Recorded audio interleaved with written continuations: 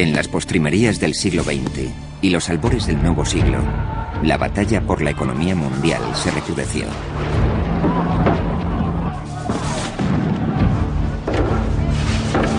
Algunos recelaron de la globalización y pusieron en duda sus bondades. Otros la acogieron calurosamente. Millions of people today are better off than they would have been without those trends and developments, without globalization. And very few people have been harmed by them. Cuando los terribles sucesos del 11 de septiembre estuvieron a punto de sumir al mundo en una recesión, se suscitaron nuevas incertidumbres sobre los peligros del nuevo orden económico internacional. ¿Cómo puede nuestro globalizado mundo hacer frente a una depresión mundial y superar futuras crisis? ¿Y es el terrorismo globalizado la otra cara de la globalización prometida? Can't get away from the fact that globalization makes us interdependent. So it's not an option to shed it. So is it going to be on balance positive or negative? Esta es la historia del nacimiento de la nueva economía mundial. Una batalla librada a lo largo de un siglo para determinar quién debe hacerse cargo de los puestos de mando, los gobiernos o los mercados. La historia de un combate intelectual en torno a qué sistema económico sería verdaderamente beneficioso para la humanidad. La historia de una épica lucha por la implantación de estas ideas en todas las naciones del mundo. A finales del siglo XX se produjo una revolución capitalista. La economía de mercado, el sistema capitalista, se convirtió en el único sistema posible en la mayor parte del mundo. Esta revolución económica ha definido la riqueza y la suerte de las naciones y condicionará el futuro del planeta. Esta nueva economía global está impulsada por los cambios tecnológicos y políticos. Pero estas transformaciones no se habrían dado sin una revolución ideológica previa. En este capítulo continúa la batalla ideológica que aún divide a nuestro mundo.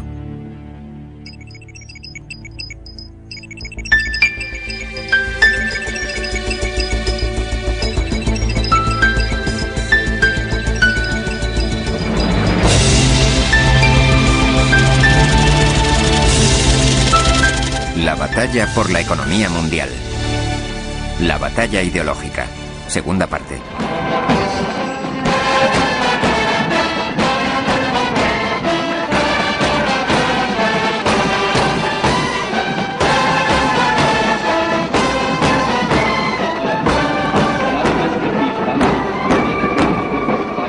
India. La joya de la corona del Imperio Británico. El mismísimo símbolo del imperialismo. Celebraba su libertad.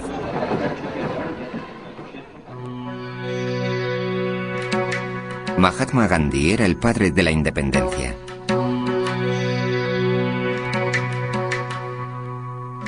Su ideal económico era una India sencilla, de aldeas autosuficientes.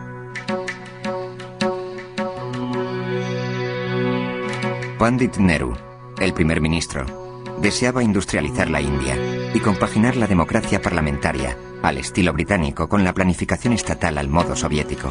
En la década de los 50, la India fue la meca de los economistas. Nombre a cualquier economista del mundo y seguro que fue asesor del gobierno hindú. Y sus consejos eran: deben adoptar un modelo de desarrollo industrial dirigido por el Estado. El sector público debía ocupar lo que se había dado en llamar los puestos de mando de la economía. Por ese motivo, el acero, el carbón, la maquinaria, los bienes de capital, todos los aspectos de la industria pesada pertenecían al sector público y no a la iniciativa privada.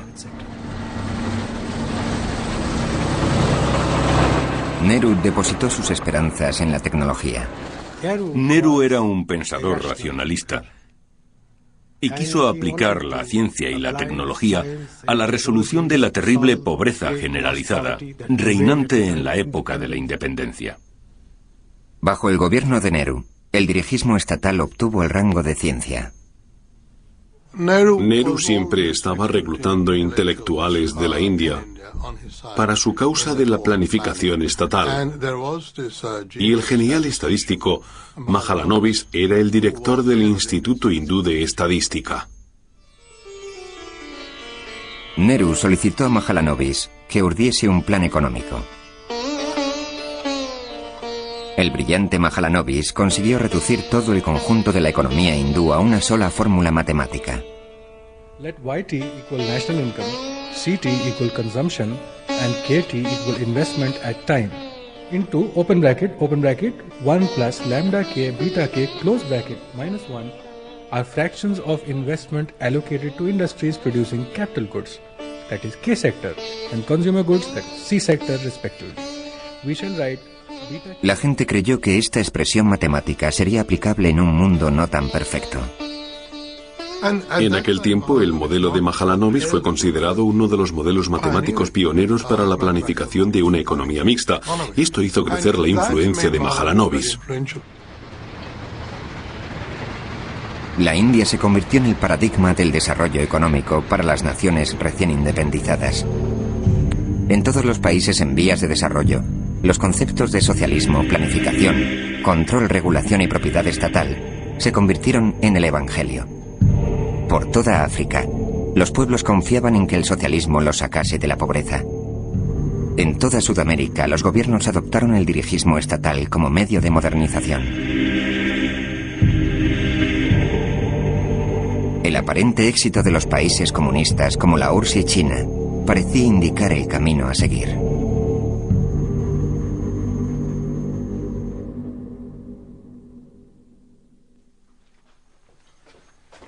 Hacia 1950, la economía de mercado de Hayek estaba tan desprestigiada que cuando buscó trabajo en la enseñanza estadounidense, solamente una universidad se mostró dispuesta a contratarlo.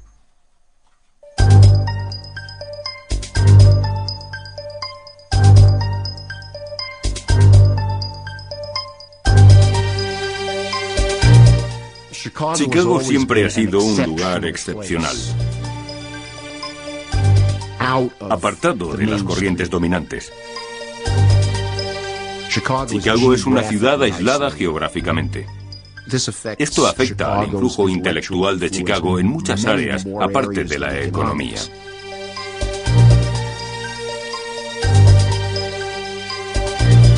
La influencia intelectual de la Universidad de Chicago llegaría a crecer.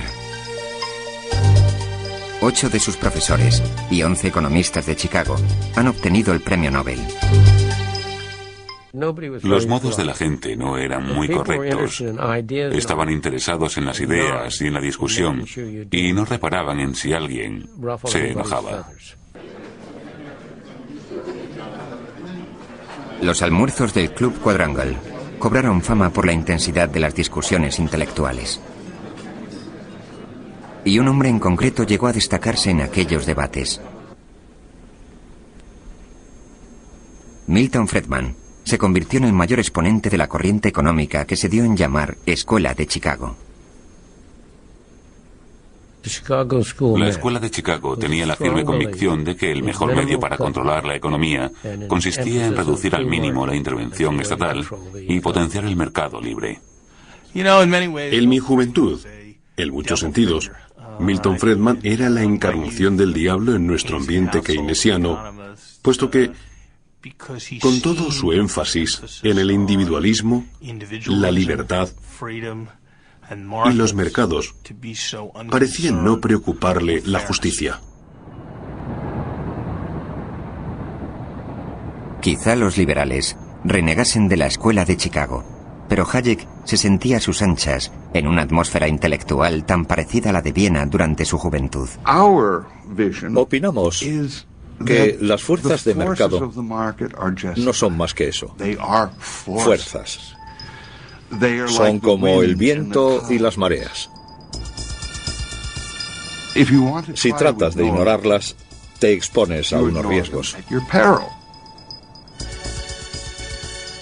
Si consigues encontrar el medio de ordenar tu vida controlando estas fuerzas en beneficio de la sociedad, ese es el camino a seguir.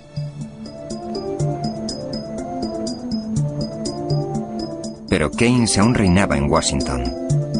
19 años después de su muerte, su rostro aparecía en la portada de la revista Time. La influencia de Keynes en la economía de mediados de siglo es tremenda. Los economistas advertían a los políticos: la única razón de los malos resultados económicos es que el gobierno no hace todo lo que debe. Suena casi a planificación central, ¿no? Los seguidores de Keynes en Washington no consideraban a la economía una fuerza de la naturaleza, sino una sofisticada máquina que precisaba el ajuste de tecnócratas como ellos mismos. Este consenso keynesianista alcanzó su apoteosis cuando Yale concedió un título honoris causa al presidente que acumuló un mayor número de licenciaturas de las más prestigiosas universidades norteamericanas, John Fitzgerald Kennedy. It might be said now that I have the best of both worlds, a Harvard education and a Yale degree. Para Kennedy, Keynes se había impuesto en la controversia. La batalla ideológica había finalizado. What is at stake in our economic decisions today is not some grand warfare of rival ideologies which will sweep the country with passion, but the practical management of a modern economy. What we need is not labels and cliches, but more basic discussion of the sophisticated and technical questions involved in keeping a great economic machinery moving ahead. El Consejo de Asesores Económicos de Kennedy había redactado su discurso en términos keynesianos. Pensamos que fue una gran idea que Kennedy decidiese pronunciar aquella alocución en Yale y que hablase de política económica. Aquel discurso nos daba a entender que nos habíamos metido a Kennedy en el bolsillo, que nos habíamos ganado el corazón y la mente del presidente.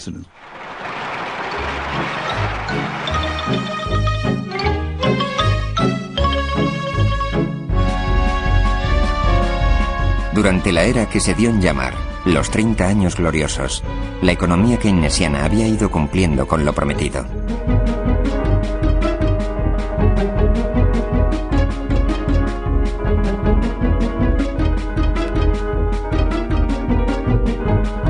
Europa, Japón y Estados Unidos asimismo experimentaron un gran crecimiento de sus economías y sus niveles de vida.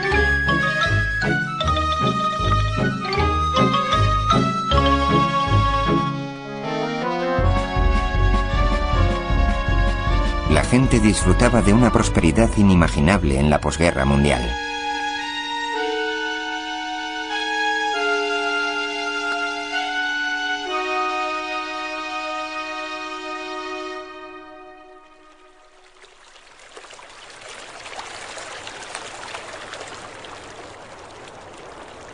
Cuando Hayek regresó a su Austria natal, lo hizo deprimido. El éxito de la economía mixta hacía que su tesis del mercado libre y el mismo Hayek pareciesen más improcedentes que nunca. El mundo era más bien socialista. Sus ideas no estaban en boga. Nadie le concedía importancia alguna. Nadie estaba de acuerdo con él. Estaba solo. Hayek vio sus ideas rechazadas por el mundo académico. La mayoría de los departamentos llegó a abominar de mí, en tal medida que aún hoy lo percibo. Buena parte de los economistas me consideraba un advenedizo. Vivía en una ciudad de provincias, estancado en la rutina. Pero el mundo exterior empezaba a transformarse. Hojeando el periódico en su restaurante habitual, Hayek leyó que la inflación y el desempleo subían a un tiempo.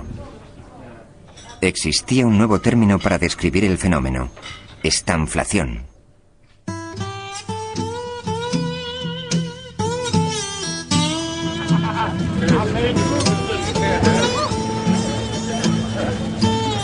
Tras los 30 años gloriosos de crecimiento, la economía estadounidense experimentaba problemas.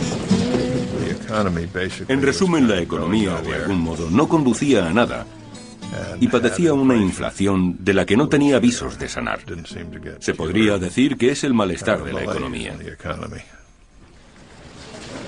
La estanflación significó el fin de la inocencia keynesiana. Se producían dos fenómenos cuya simultaneidad los keynesianos consideraban imposible. Se daba por un lado un estancamiento de la economía con una alta tasa de paro y por otro una inflación con un veloz aumento de los precios. El presidente Nixon hizo realidad los sueños de los economistas de la Escuela de Chicago. Milton Friedman fue nombrado asesor especial y a George Shultz se le encomendó el presupuesto de la nación. Going back to your comment about the wholesale price index a moment ago, one of the big areas where prices were going up at wholesale very rapidly was lumber and other materials associated with home building. Pero el presidente no prestaba atención. Trató de salir del atolladero incrementando el gasto público. Para más, Henry añadió: ahora soy keynesiano. Esta declaración horrorizó a sus seguidores conservadores. Se sabe que un congresista le escribió diciéndole: «Señor presidente, tendré que quemar todos mis antiguos discursos». Nixon le respondió: «Yo también». Nixon consideraba que aún no había hecho cuanto estaba en su mano, de modo que se llevó a sus asesores económicos más destacados a Camp David para pasar un fin de semana de trabajo. El presentador de concursos Ben Stein se dedicaba por entonces a redactar discursos para la Casa Blanca y su padre asistió a aquella reunión. Aquí aparece mi padre entrando en la cabaña del presidente para reunirse con el señor Nixon. Y ahí está George Shultz, justo detrás de él. No puedo asegurarlo, pero me jugaría algo a que en estas reuniones siempre se están quejando de que algo va mal. Posiblemente hablan sobre los precios y la estanflación, no estoy seguro. Dick Cheney era un joven asesor por aquel entonces. Siempre recordaré el debate que sostuvimos durante la administración de Nixon. La opinión pública estaba convencida de que los precios de los alimentos iban a subir, así que la controversia política consistía en si se podían o no congelar esos precios. El republicano Nixon, supuestamente conservador, optó por controlar los salarios y los precios. Nixon hizo muy bien en intervenir. Retrospectivamente ahora sabemos que lo mejor hubiera sido no hacer nada, pero él era partidario de hacer algo. Yo estaba presente y me opuse al control de los salarios y los precios, puesto que con una visión analítica estaba claro que aquello nos causaría problemas.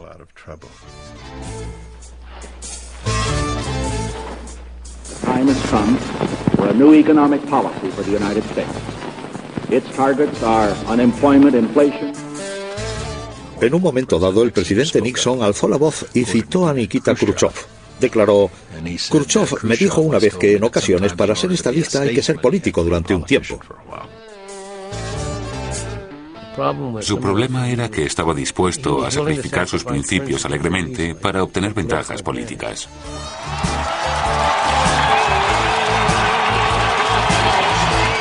Los votantes dieron el visto bueno a la guerra contra la carestía de Nixon. Fue reelegido por abrumadora mayoría. La economía no tuvo tanto éxito. En poco tiempo, la economía se desmandó. La gente no podía cubrir los gastos. Los rancheros dejaron de enviar reses al mercado. Los granjeros empezaron a sacrificar a sus pollos. En lugar de controlar la inflación, provocaron la escasez.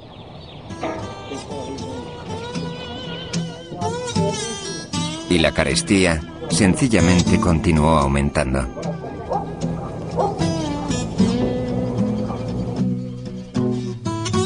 La última vez que vi a Nixon en el despacho oval con George Shultz, el presidente me dijo: no culpes a George por este asuntillo del control sobre los sueldos y los precios, refiriéndose a George Shultz. Y yo le respondí: no, señor presidente, no culpo a George, lo culpo a usted.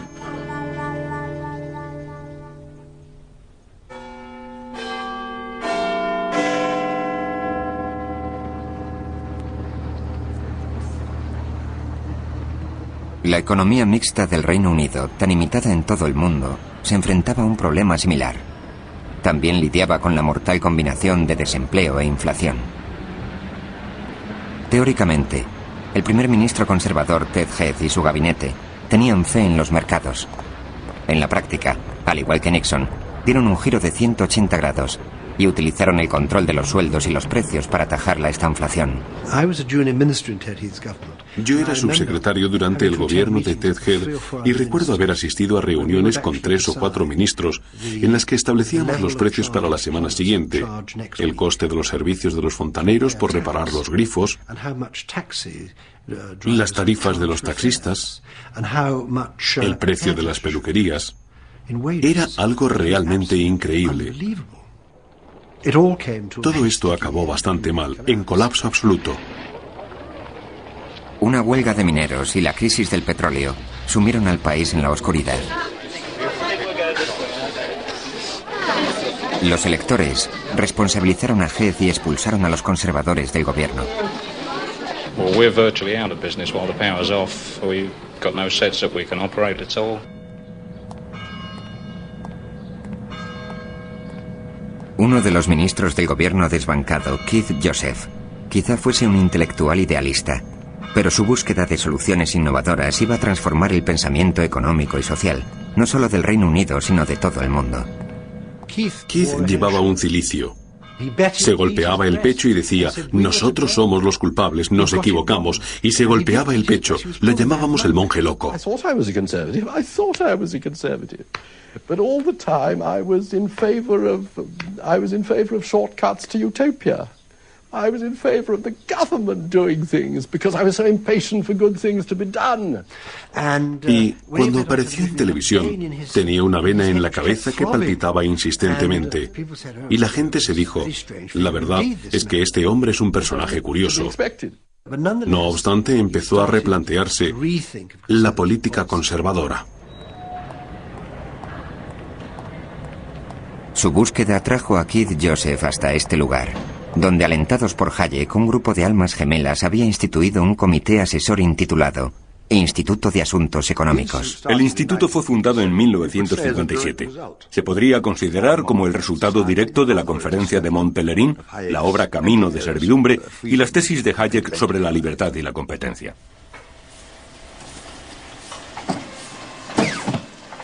Con el celo del converso, Joseph comenzó su prédica sobre las bienaventuranzas de la libertad de mercado. Por medio de una serie de panfletos pasó a la ofensiva intelectual, atacando a la economía mixta y defendiendo la doctrina capitalista.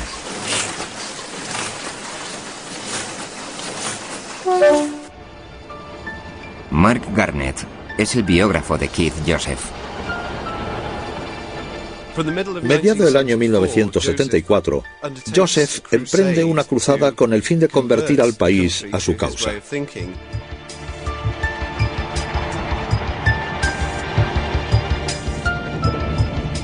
Quiere llevar la batalla al mismísimo corazón del campo enemigo.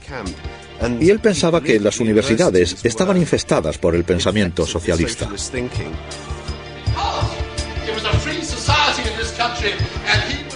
Cogió al toro por los cuernos, defendiendo una tesis desconocida hasta entonces para muchos.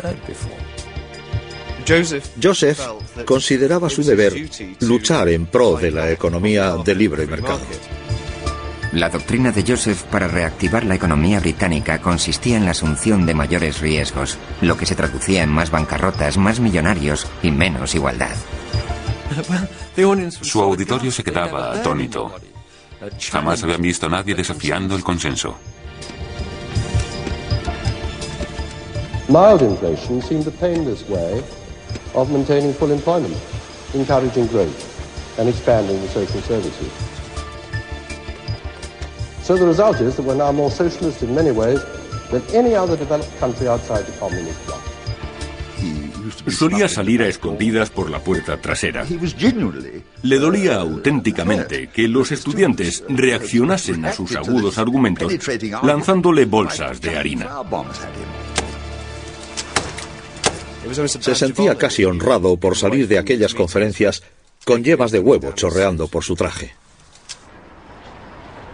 El adepto más importante de Keith Joseph era una prometedora política conservadora llamada Margaret Thatcher.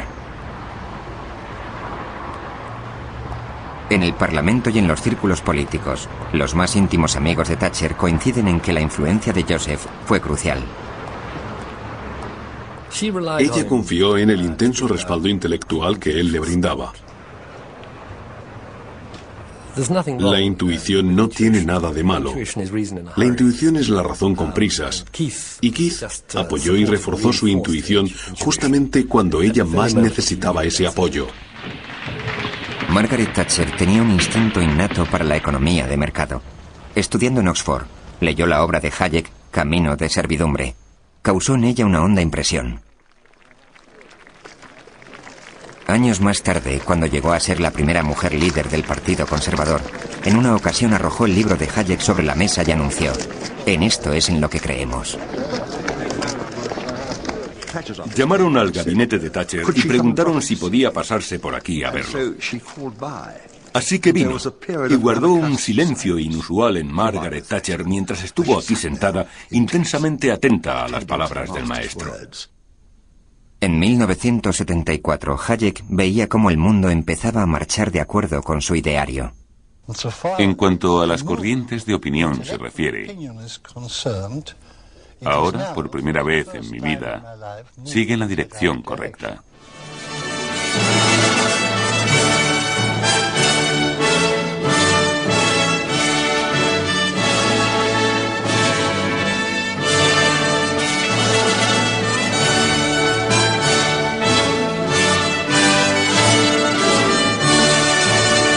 El año 1974 significó un punto de inflexión en la batalla ideológica.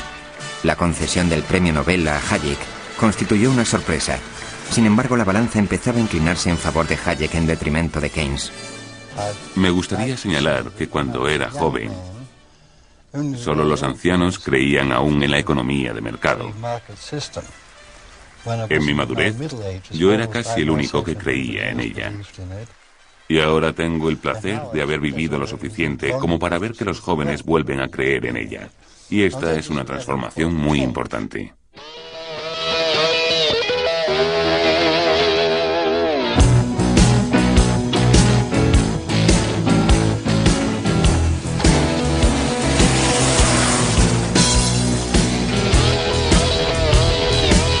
La economía estadounidense pasaba por su peor bache desde la Gran Depresión. La industria disminuía su crecimiento. El desempleo aumentaba.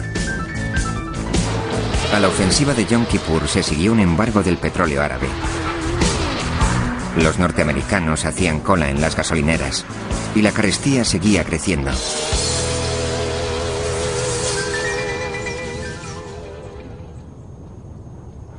La Escuela de Chicago siempre había sostenido que las rígidas regulaciones estatales no hacían sino elevar los precios y exacerbar la inflación. Ahora muchos se preguntaban si la libre competencia podía remediar la estanflación. ¿Qué efecto tiene regular las aerolíneas? ¿Qué efecto tiene regular el transporte por carretera? ¿Qué efecto tiene regular las líneas ferroviarias? Frecuentemente la carestía. En lugar de permitir la competencia, la suprime.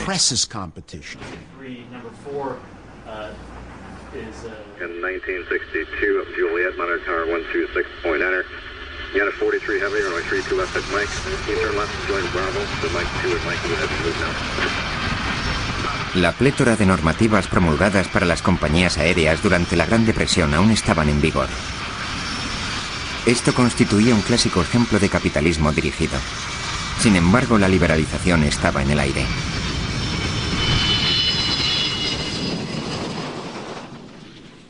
El senador demócrata Ted Kennedy encomendó a Stephen Breyer, hoy miembro del Tribunal Supremo y entonces profesor de Harvard, una investigación sobre las regulaciones de las aerolíneas. Descubrimos que aún continuaban las mismas empresas que en 1938, es decir, las grandes compañías y ni una sola nueva. Los responsables de la aviación civil comparecieron para testificar en las sesiones de investigación. Resulta que invertían el 5% de su tiempo en refrenar los precios demasiado elevados y el 95% en detener los precios demasiado bajos, pero siempre trataban de mantener los precios altos, no bajos. Naturalmente, las compañías aéreas consolidadas estaban muy contentas con tal componenda. Y les preguntábamos, ¿cuándo fue la última vez que dieron la concesión de una nueva ruta? La regulación suponía que las grandes compañías como Pan Am nunca debían competir con las recién llegadas.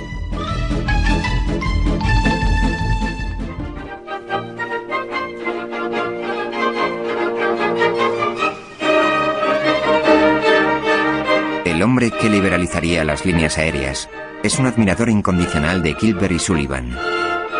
Por inverosímil que parezca, el poeta con barba es Fred Kahn, un profesor de la Universidad de Cornell.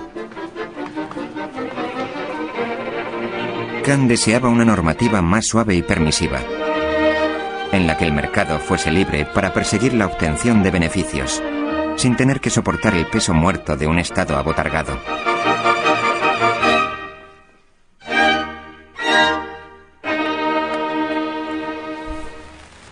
El presidente demócrata Jimmy Carter puso a Kahn al frente de la Junta de Aviación Civil. Kahn había pasado varios años estudiando el dirigismo estatal. Ahora tenía la oportunidad de hacer algo al respecto. Cuando llegué a la Junta de Aviación Civil, mi cometido más importante era hacer cumplir la ley. Enviaba a agentes del FBI que imponían sanciones si descubrían descuentos secretos. Les imponíamos una disciplina. Estaba prohibido competir en precios, lo que implicaba la ilegalidad de los descuentos ofrecidos a las agencias de viajes. En el mercado internacional, al no poder competir con las tarifas de otras compañías, ofrecían comidas cada vez más suntuosas. De hecho, regulábamos hasta el tamaño de los bocadillos. Cuando Kahn acabó su labor en la Junta de Aviación Civil, lo único que restaba por hacer era desmantelarla.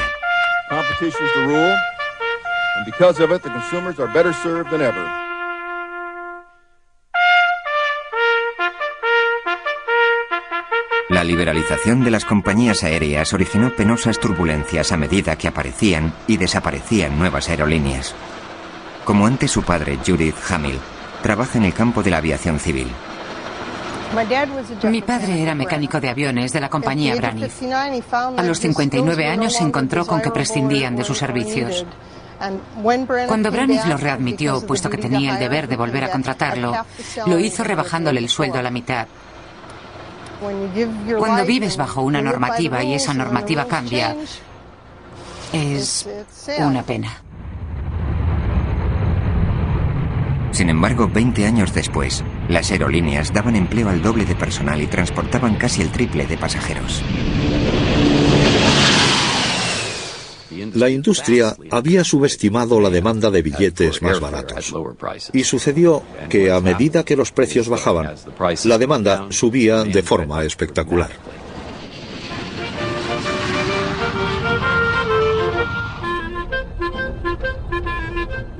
Una vez que fueron libres para competir, empezaron a lanzar pasajes superahorro y pasajes supervértice, pasajes patata, pasajes cacahuete. Una explosión de descuentos y competencia. Fue algo tremendo.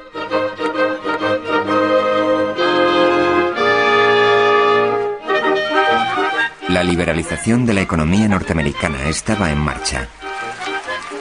Y ahora esta doctrina estaba a punto de entrar en los mismísimos dominios de Gilbert y Sullivan.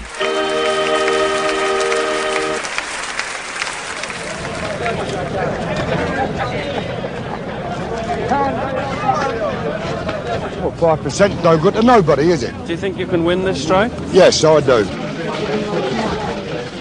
Fue llamado el invierno del descontento.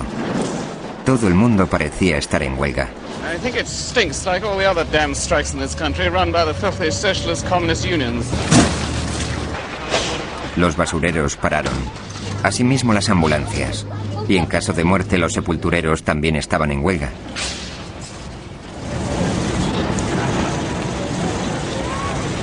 Con la economía en un estado de irreversible caída, los electores votaron a un nuevo gobierno conservador dirigido por Margaret Thatcher.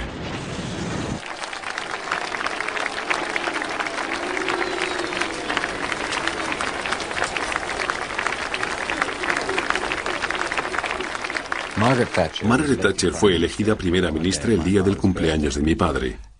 Así que le envió este telegrama desde Freiburg. Gracias por el mejor regalo que nadie podía hacerme en mi 80º cumpleaños.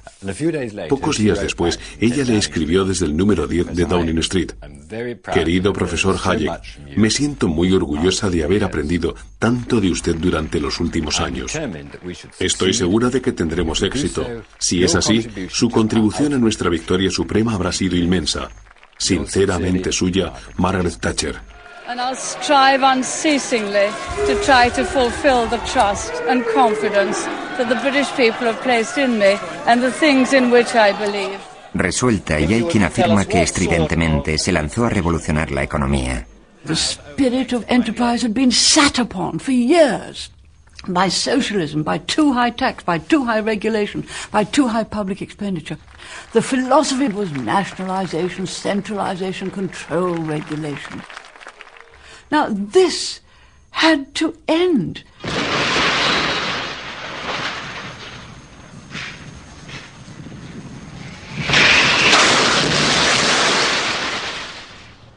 Thatcher contuvo el gasto público y cerró el grifo de los subsidios a las empresas. Se siguieron miles de quiebras y una alta tasa de desempleo. Muchos pensaban que esto no le importaba. Gran Bretaña pocas veces había estado tan dividida.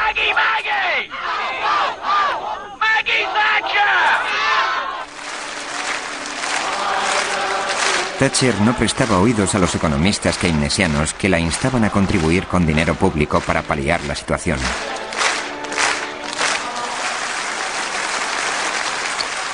Those who urge us to relax the squeeze, to spend yet more money indiscriminately in the belief that will help the unemployed and the small businessman, are not being kind or compassionate or caring. I have only one thing to say. You turn if you want to. The lady's not for turning. En el Reino Unido la estrategia estaba trazada. En los Estados Unidos la batalla ya había comenzado.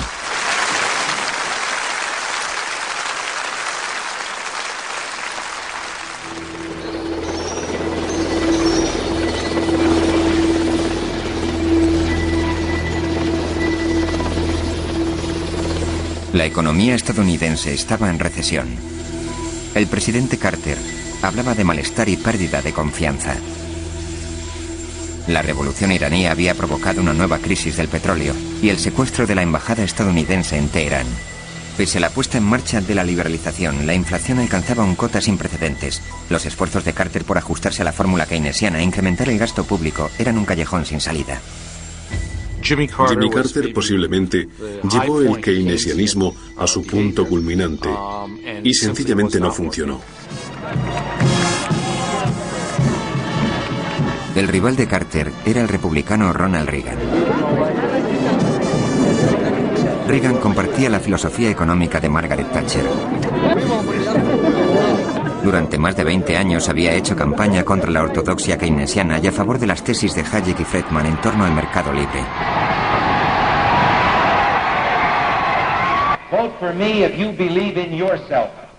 If you believe in your right to control your own destiny and plan your own life. Yes, and have to say with the spending of your own money. The president is going to have more government on the backs of the people and of business and of industry and the working people in order to try to solve the problems that were created by too much government on our backs. We can get government off our backs, out of our pockets. This kind of indifference to economic disaster must be ended, and it'll be ended by having a different kind of leadership. Los estadounidenses votaron por el cambio y Reagan alcanzó la presidencia. La situación era la siguiente. El único medio para contener la inflación era la contracción monetaria. Y era imposible ponerla en práctica sin sufrir una recesión pasajera.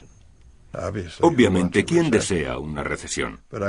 Pero recuerdo a Ronald Reagan pronunciando aquellas famosas palabras. Si no es ahora, ¿cuándo? Si no somos nosotros, ¿quién? El desempleo alcanzó el 10%. Nadie había imaginado cuán duro iba a resultar.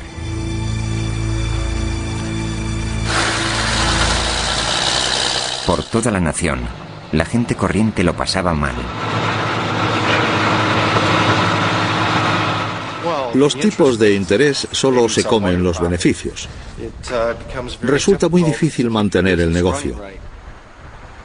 En los años 80 los tipos de interés estaban hasta el 20% o más. Subieron mucho. Recuerdo que el flujo de caja llegó a estar muy restringido a medida que todo se ponía más tenso y más difícil. Los acreedores nos obligaban a vender. Ya saben, trae el dinero o tendremos que liquidarte. Era un pozo del que resultaba muy difícil salir. Si en agosto de 1979 me hubiesen dicho que los tipos de interés, el tipo de interés preferencial, llegaría al 21,5%, posiblemente me habría escondido bajo tierra a llorar, pero sobrevivimos a ello.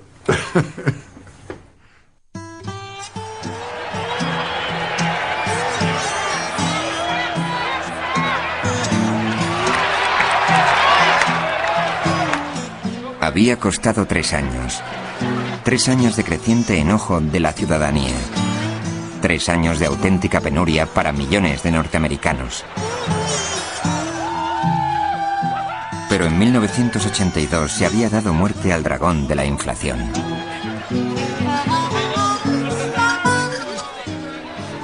Lo que cambió drásticamente en los años 80 y ha pervivido hasta hoy es la presunción de que la inflación es perjudicial. Y la principal tarea de un banco central es prevenirla. Es una concepción completamente distinta a la de los años 50 y 60. Ladies and gentlemen, the President of the United States. Reagan y Walker habían corregido el rumbo de la nueva economía estadounidense. From our very first day, we've been working to undo the economic wreckage they left behind. Su política recibió el nombre de Reaganomics y se componía de 4 ingredientes básicos. El primero era una moneda fuerte. El segundo, la liberalización. El tercero, la moderación impositiva. El cuarto, recorte del gasto público. Ahora parece bastante convencional, pero cuando Reagan salió elegido, sus émulos lo vilipendiaron calificándolo de extremista radical. They just can't accept that their discredited policies of tax and tax, spend and spend are at the root of our current problems. La rebaja de los impuestos de Reagan, la mayor de la historia, llevó al país a un enorme déficit. Sin embargo, la economía empezó a crecer sin cesar. No me cabe duda alguna de que aquellas medidas de Reagan, la reducción de los impuestos y el hincapié que hizo en la liberalización, dieron rienda suelta a las fuerzas constructivas básicas que conforman el mercado libre. Y desde el año 83 en adelante el crecimiento ha sido continuo.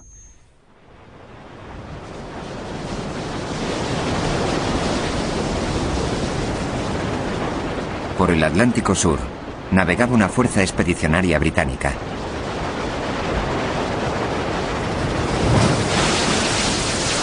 Argentina había reconquistado las Islas Malvinas a Gran Bretaña. Margaret Thatcher se arriesgó a provocar una guerra tratando de recuperar el archipiélago.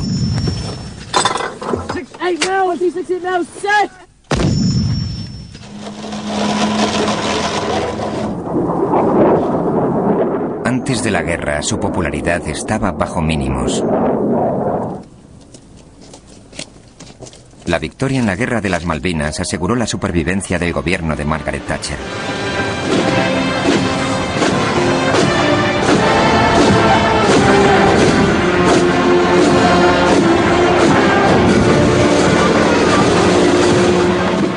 Las Malvinas la salvaron.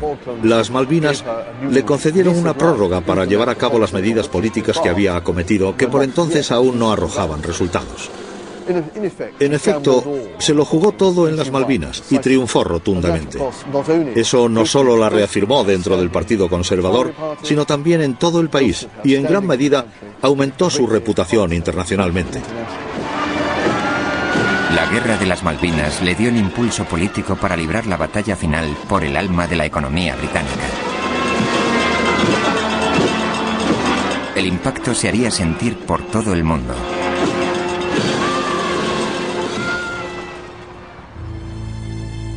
En 1945, el gobierno laborista de Attlee había nacionalizado los puestos de mando de la economía, socializando las principales industrias y sometiéndolas al control estatal. Ahora los thatcherianos consideraban estas industrias estatales su principal objetivo. So the whole efficiency of nationalized industries was running down.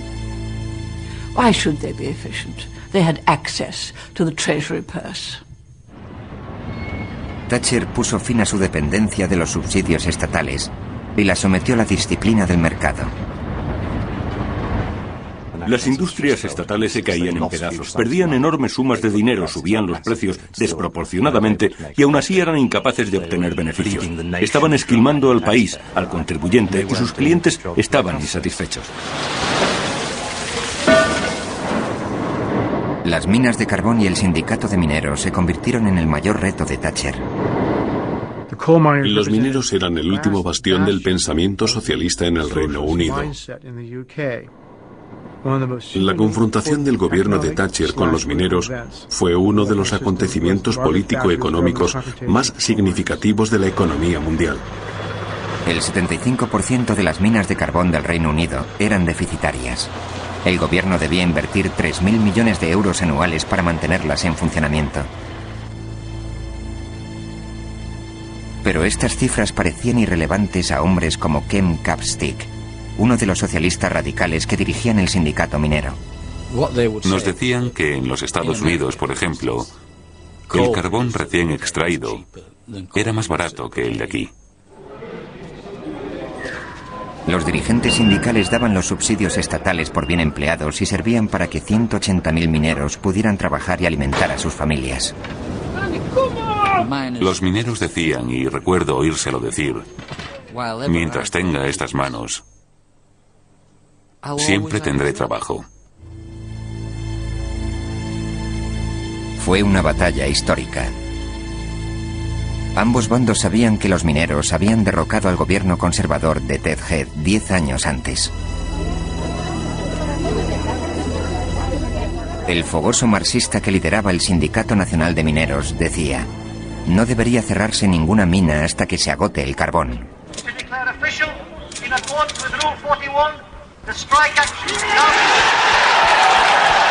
The issue before our members is very clear. They either accept the policies of the coal board and the government, which will result in the loss of 70,000 jobs, or alternatively they stand on their feet like men, they fight, defend their jobs, defend their pits and defend their dignity. Los numerosos piquetes ilegales apostados a bocaminas sostuvieron violentos enfrentamientos con la policía.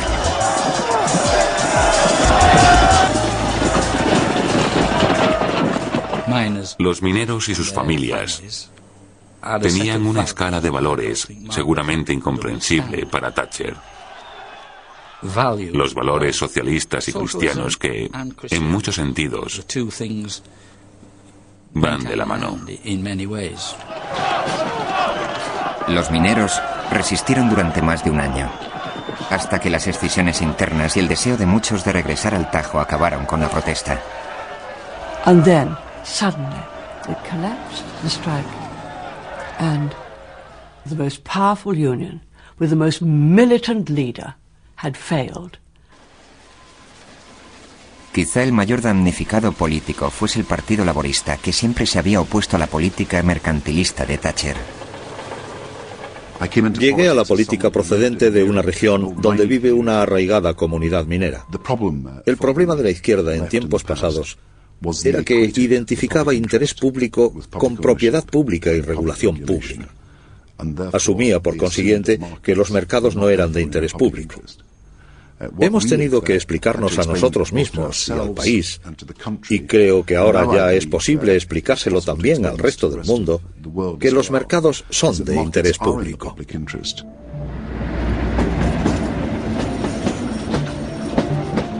Uno de los inventos más importantes del gobierno de Margaret Thatcher fue el mecanismo conocido como privatización. Esto es, tomar estas compañías estatales, estas industrias nacionales, y vender acciones. Uno por uno, el gobierno de Thatcher puso todos los puestos de mando de la economía británica en venta. La electricidad, el teléfono, el petróleo, el gas, el carbón, el acero, el ferrocarril, las líneas aéreas, incluso el agua. En poco tiempo, 2/3 de la industria estatal habían pasado a manos del sector privado. La batalla por dilucidar quién debía controlar los puestos de mando de la economía británica, el gobierno o el mercado, había terminado. Lo que hizo Margaret Thatcher en Gran Bretaña y los principios que introdujo se imitaron en todo el mundo. En Asia, América Latina, incluso en África y en cierta medida en Oriente Medio. La contemporaneidad de los gobiernos de Reagan y Thatcher fue enormemente importante para que la opinión pública mundial aceptase un nuevo enfoque de la política económica y monetaria. Si se contempla la totalidad del siglo XX en perspectiva, se observa un gran ciclo. A principios de siglo, lo ortodoxo era menos Estado. En los años centrales de la centuria, obviamente, la ortodoxia era más Estado. Y ahora, en las últimas décadas del siglo XX y en la entrada del nuevo milenio, hemos regresado prácticamente a donde estábamos a principios de siglo. Y hay que reconocer la labor de gente como Hayek y Friedman, y últimamente Reagan y Thatcher, en esta evolución. I remember the foreign minister and finance minister from another country saying to me, "You're the first prime minister who's ever tried to roll back the frontiers of socialism. We want to know what's going to happen, because if you succeed, others will follow." En el plazo de una década, los gobiernos de todo el mundo se retirarían de los puestos de mando de sus respectivas economías. En la batalla ideológica, el péndulo había oscilado del Estado al mercado, de Keynes a Hayek. Solo el tiempo dirá lo que los pueblos exigirán de sus gobiernos en caso de una nueva recesión, depresión o guerra.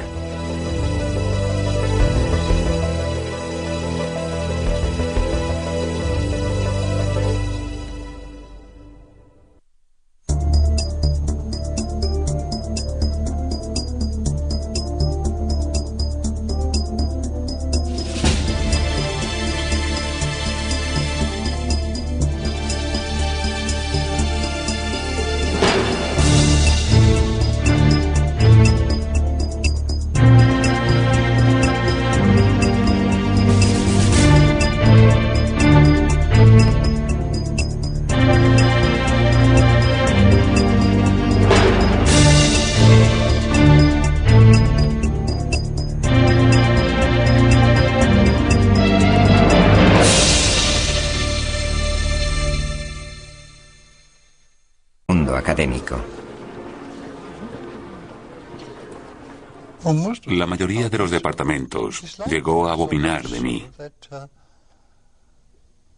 en tal medida que aún hoy lo percibo. Buena parte de los economistas me consideraba un advenedizo.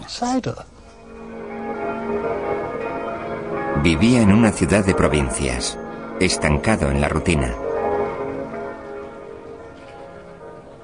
Pero el mundo exterior empezaba a transformarse. Hojeando el periódico en su restaurante habitual, Hayek leyó que la inflación y el desempleo subían a un tiempo. Existía un nuevo término para describir el fenómeno: estanflación.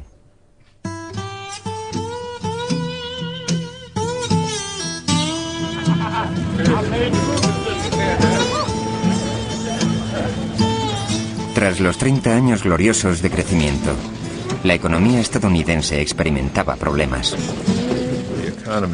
En resumen, la economía, de algún modo, no conducía a nada y padecía una inflación de la que no tenía visos de sanar. Se podría decir que es el malestar de la economía. La estanflación significó el fin de la inocencia keynesiana. Se producían dos fenómenos cuya simultaneidad los keynesianos consideraban imposible. Se daba por un lado un estancamiento de la economía con una alta tasa de paro y por otro una inflación con un veloz aumento de los precios. El presidente Nixon hizo realidad los sueños de los economistas de la Escuela de Chicago. Milton Friedman fue nombrado asesor especial y a George Shultz se le encomendó el presupuesto de la nación.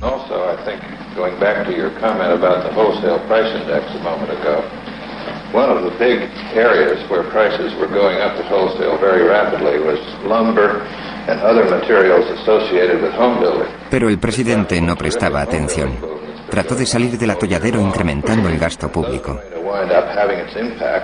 Para más, Henry añadió: ahora soy keynesiano.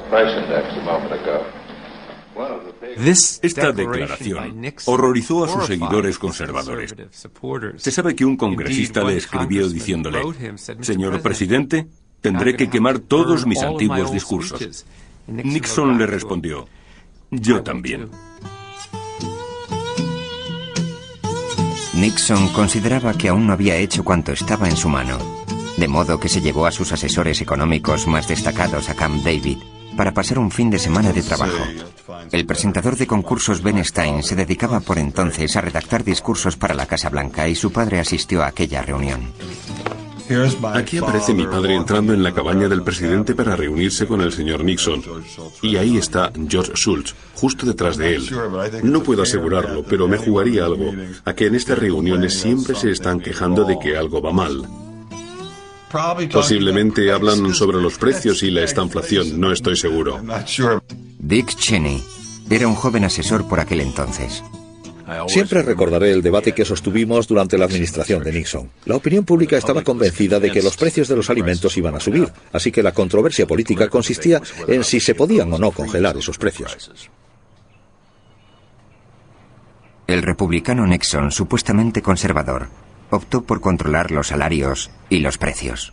Nixon hizo muy bien en intervenir. Retrospectivamente ahora sabemos que lo mejor hubiera sido no hacer nada, pero él era partidario de hacer algo. Yo estaba presente y me opuse al control de los salarios y los precios, puesto que con una visión analítica estaba claro que aquello nos causaría problemas.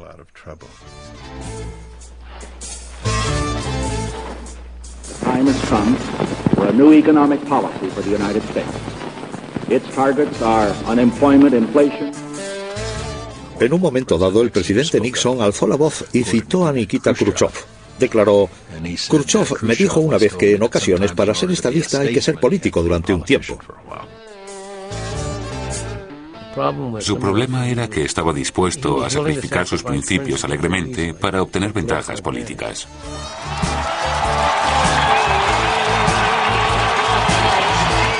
Los votantes dieron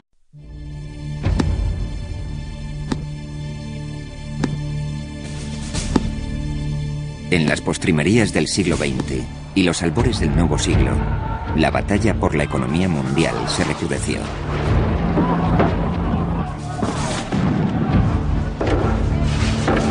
Algunos recelaron de la globalización y pusieron en duda sus bondades. Otros la acogieron calurosamente. Millions of people today are better off than they would have been without those trends and developments, without globalization. And very few people have been harmed by them.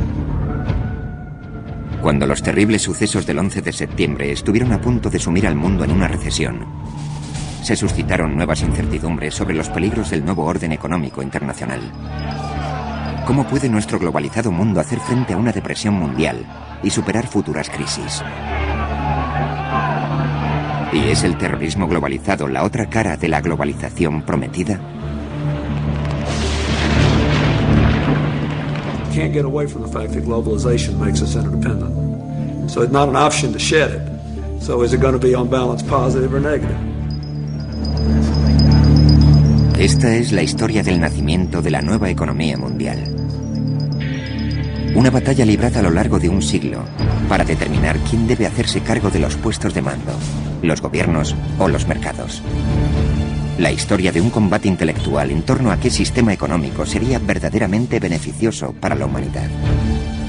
La historia de una épica lucha por la implantación de estas ideas en todas las naciones del mundo.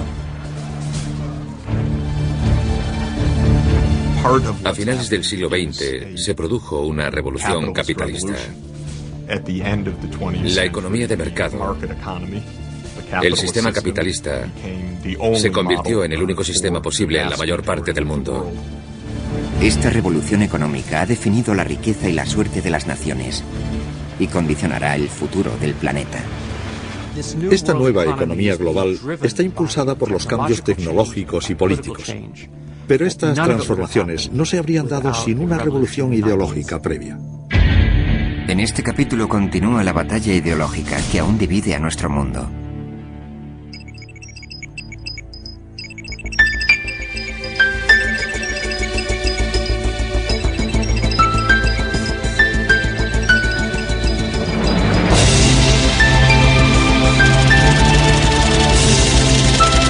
La batalla por la economía mundial. La batalla ideológica. Segunda parte.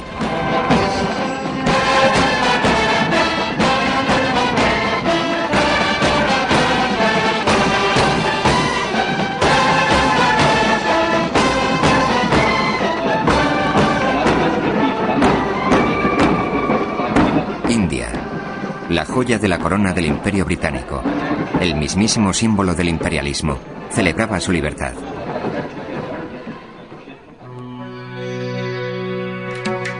Mahatma Gandhi era el padre de la independencia.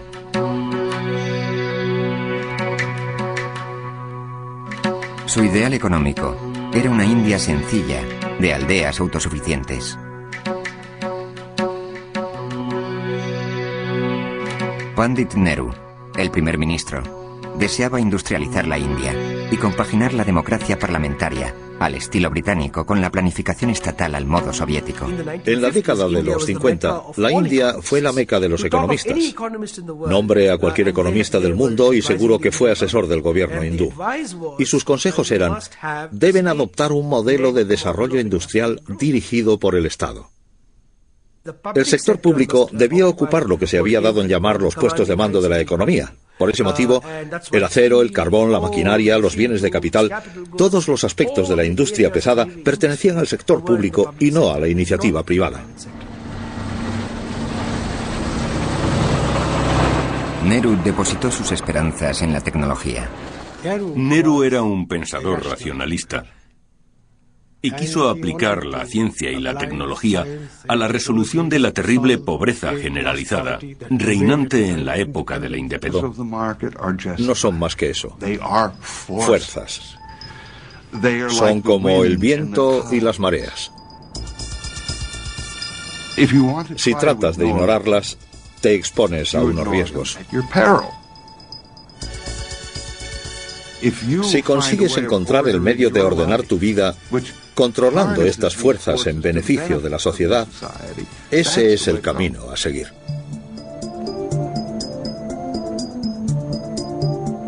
Pero Keynes aún reinaba en Washington. 19 años después de su muerte, su rostro aparecía en la portada de la revista Time. La influencia de Keynes en la economía de mediados de siglo es tremenda. Los economistas advertían a los políticos: la única razón de los malos resultados económicos es que el gobierno no hace todo lo que debe. Suena casi a planificación central, ¿no?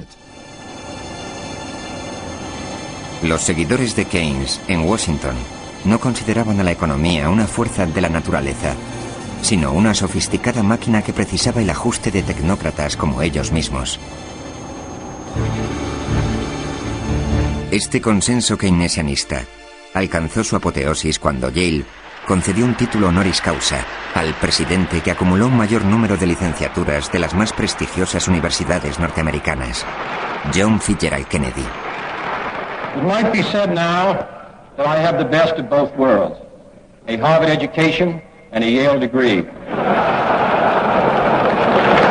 Para Kennedy, Keynes se había impuesto en la controversia. La batalla ideológica había finalizado. What is at stake in our economic decisions today is not some grand warfare of rival ideologies which will sweep the country with passion, but the practical management of a modern economy. What we need is not labels and cliches, but more basic discussion of the sophisticated and technical questions involved in keeping a great economic machinery moving ahead. El Consejo de Asesores Económicos de Kennedy había redactado su discurso en términos keynesianos. Pensamos que fue una gran idea que Kennedy decidiese pronunciar aquella alocución en Yale y que hablase de política económica. Aquel discurso nos daba a entender que nos habíamos metido a Kennedy en el bolsillo, que nos habíamos ganado el corazón y la mente del presidente.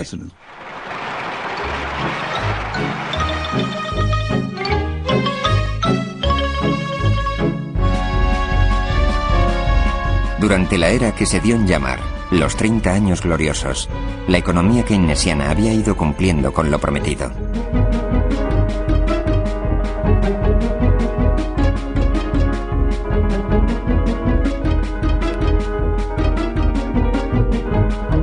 Europa, Japón y Estados Unidos asimismo experimentaron un gran crecimiento de sus economías y sus niveles de vida.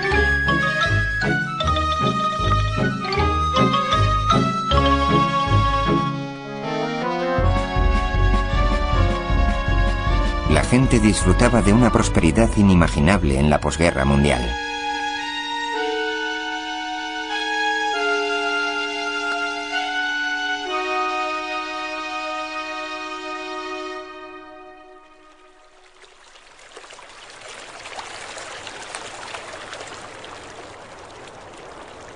Cuando Hayek regresó a su Austria natal, lo hizo deprimido.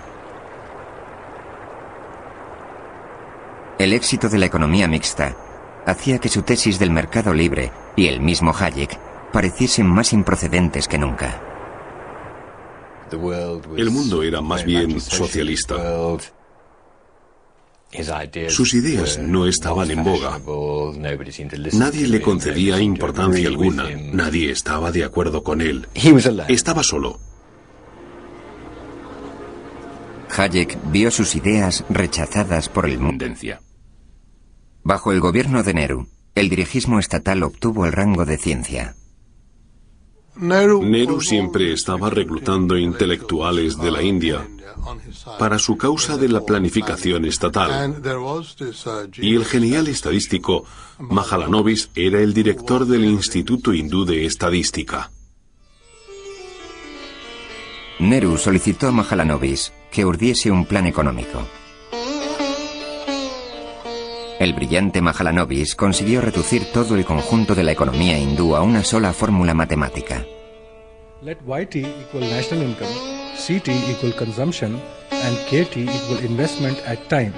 Into open bracket 1 plus lambda k beta k close bracket minus 1 are fractions of investment allocated to industries producing capital goods, that is K sector, and consumer goods, that is C sector respectively. We shall write. La gente creyó que esta expresión matemática sería aplicable en un mundo no tan perfecto.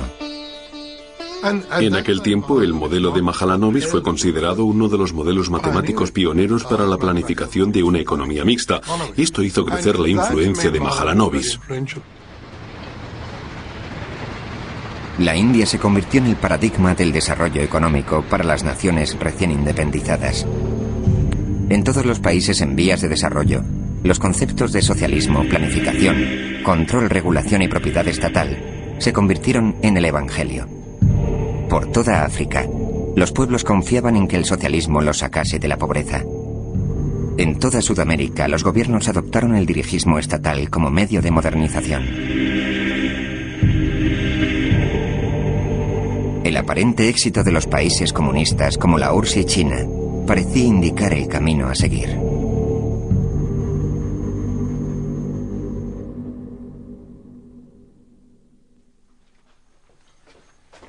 Hacia 1950, la economía de mercado de Hayek estaba tan desprestigiada que cuando buscó trabajo en la enseñanza estadounidense, solamente una universidad se mostró dispuesta a contratarlo.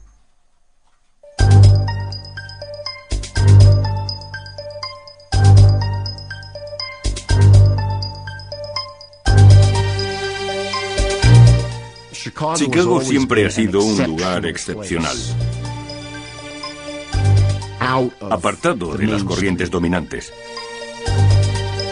Chicago es una ciudad aislada geográficamente. Esto afecta al influjo intelectual de Chicago en muchas áreas, aparte de la economía.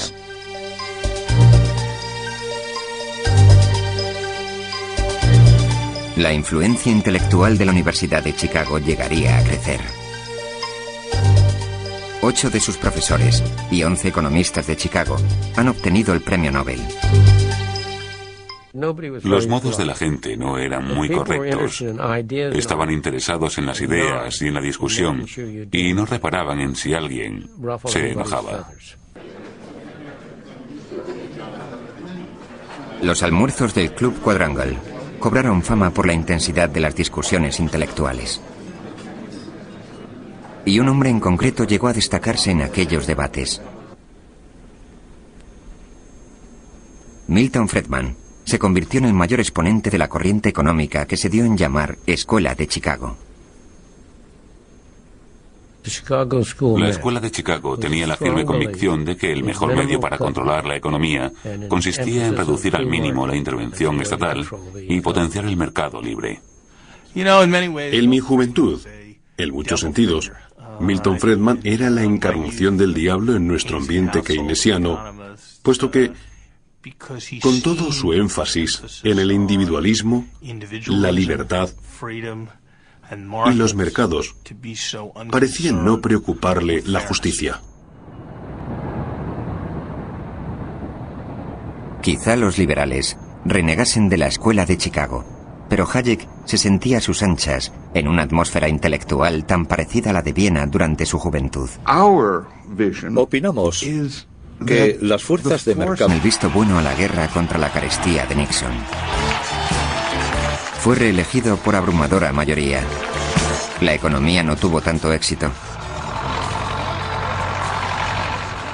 En poco tiempo, la economía se desmandó. La gente no podía cubrir los gastos. Los rancheros dejaron de enviar reses al mercado. Los granjeros empezaron a sacrificar a sus pollos. En lugar de controlar la inflación, provocaron la escasez.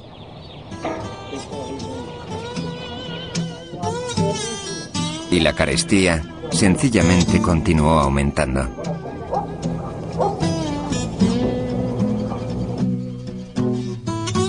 La última vez que vi a Nixon en el despacho oval con George Shultz, el presidente me dijo: no culpes a George por este asuntillo del control sobre los sueldos y los precios, refiriéndose a George Shultz. Y yo le respondí: no, señor presidente, no culpo a George, lo culpo a usted.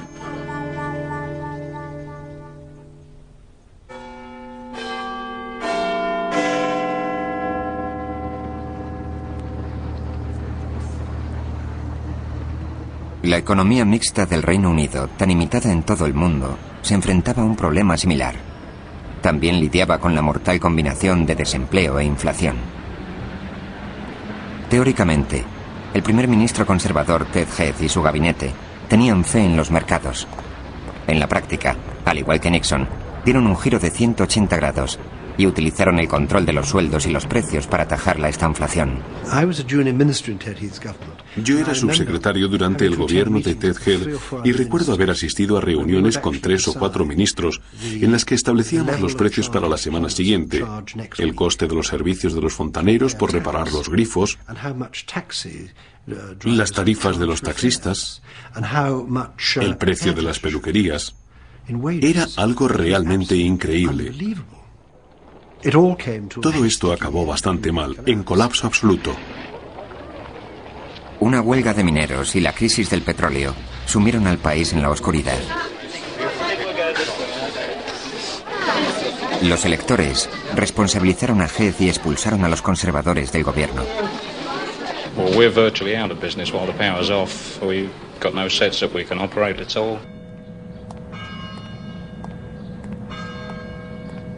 Uno de los ministros del gobierno desbancado, Keith Joseph, quizá fuese un intelectual idealista, pero su búsqueda de soluciones innovadoras iba a transformar el pensamiento económico y social, no solo del Reino Unido, sino de todo el mundo. Keith llevaba un cilicio, Se golpeaba el pecho y decía, nosotros somos los culpables, nos equivocamos, y se golpeaba el pecho. Lo llamábamos el monje loco. But all the time I was in favor of shortcuts to utopia. I was in favor of the government doing things because I was so impatient for good things to be done. Y cuando apareció en televisión, tenía una vena en la cabeza que palpitaba insistentemente. Y la gente se dijo, la verdad es que este hombre es un personaje curioso. No obstante, empezó a replantearse la política conservadora. Su búsqueda trajo a Keith Joseph hasta este lugar, donde, alentados por Hayek, un grupo de almas gemelas había instituido un comité asesor intitulado Instituto de Asuntos Económicos. El instituto fue fundado en 1957.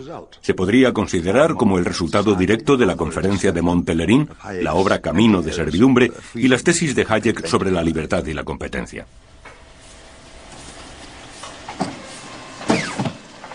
Con el celo del converso, Joseph comenzó su prédica sobre las bienaventuranzas de la libertad de mercado.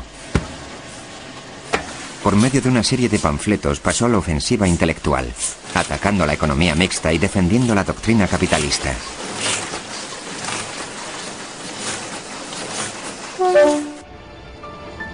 Mark Garnett es el biógrafo de Keith Joseph.